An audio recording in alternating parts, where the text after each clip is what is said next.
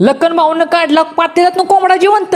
हा व्हिडिओ काय आहे नक्की बघा पुढे. तर राम राम मित्रांनो, आपल्या मिनी ब्लॉग मध्ये स्वागत करतोय तुमचाच लाडका प्रथमेश.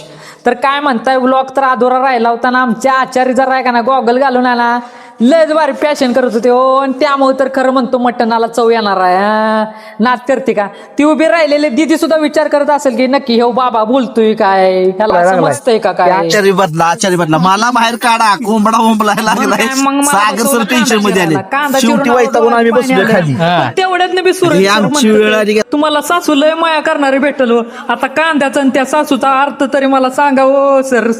पण जाऊ द्या, काय असेल ते असेल. आपण स्वप्न तर बघू शकतो का नाही, सासू मला चांगली भेटेल. मग काय सासू भेटेल अगर ना भेटेल, पण ही चिकन कडवर मटण शिजताना बघून अगं बाय बाय तोंडाला नुसतं पाणी सुटलं होतं, पण खाता येत नव्हतं.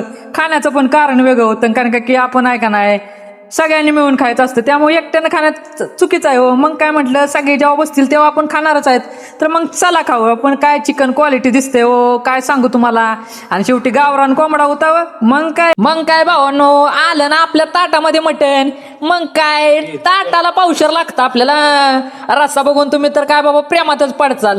आणि तेवढ्यात आहे का नाही आमच्या ऋतुभाव वाढत होते. पण तेवढ्यातनं लखन भाऊ म्हटले, ए ऋत्या तू खात नाहीस तर वाढू बी नकोस.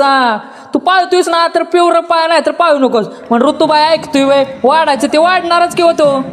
मग काय आपल्याला तर आपण तर बकासुरच आहे. त्यामुळे काय लागते हो, वाढला की चिकन लेग पीस आपल्याला नशिबान आलता.